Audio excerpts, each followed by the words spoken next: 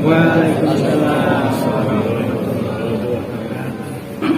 Alhamdulillah, alhamdulillahilladzi arsala rasulahu bil huda wa dinil haq liyudhhirahu 'ala dini kulli walau karihal musyrikun.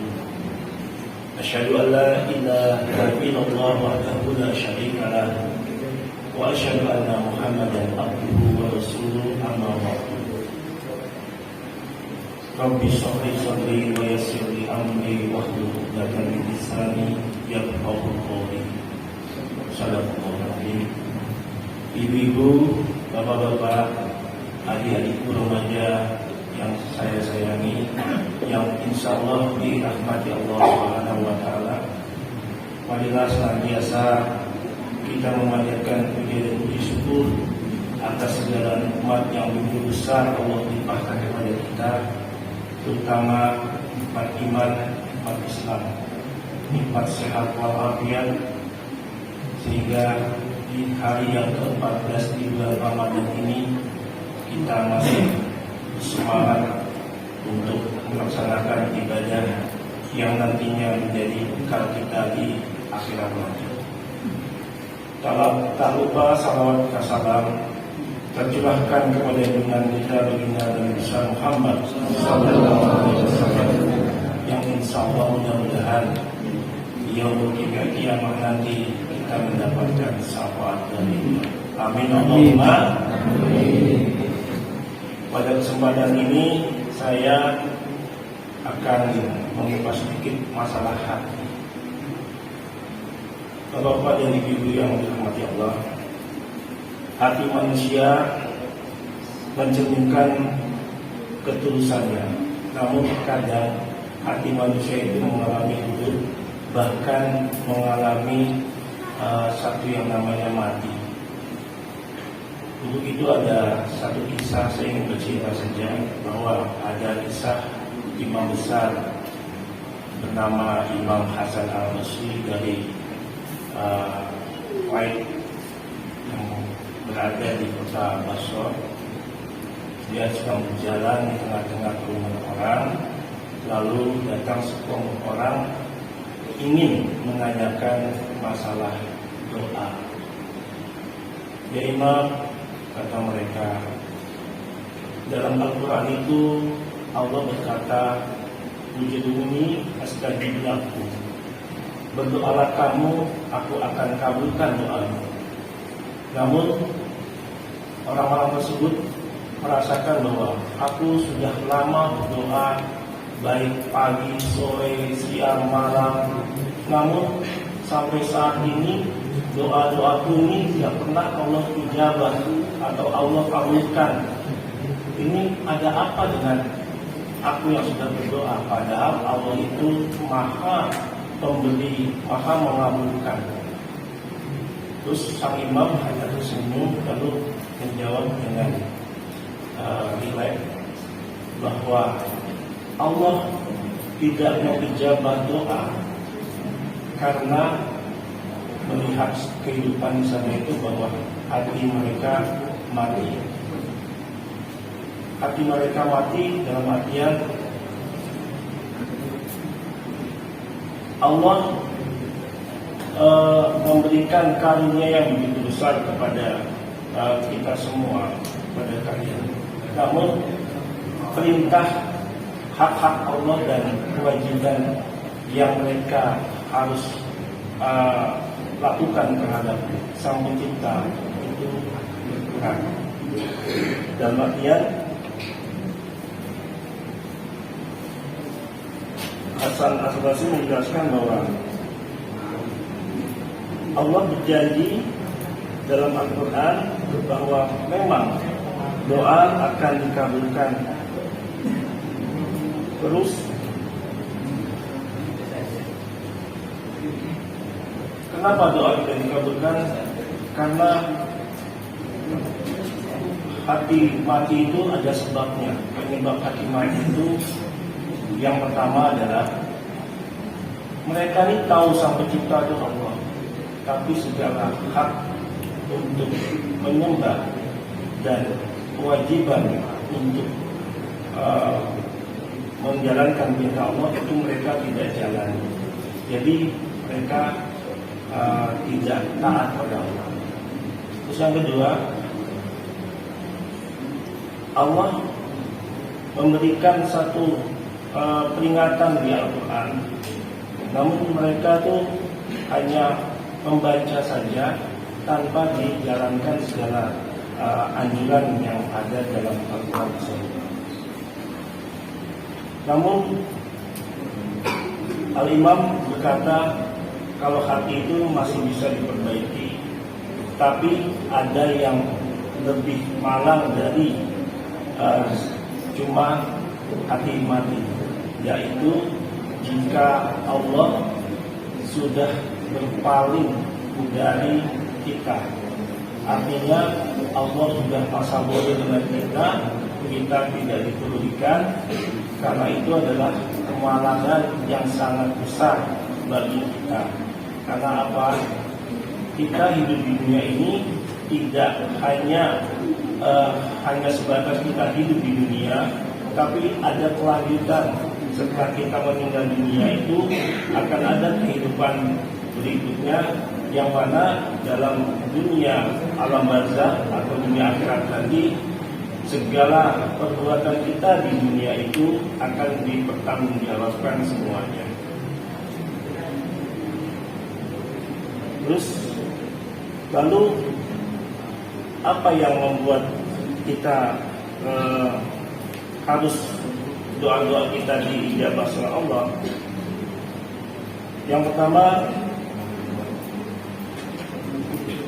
kita mengintrospeksi diri bahwa kita ini makhluk yang lemah. Kita ini akan menemui satu yang namanya di ujung akhir, yaitu sebuah kematian, yang mana perjalanan panjang yang nantinya kita tempuh itu adalah di titik akhir, yaitu kematian.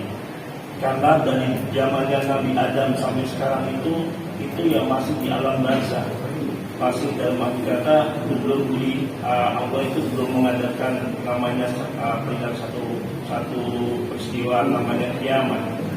Jadi kita yang dari meninggal awal itu masih dalam alam barzakh.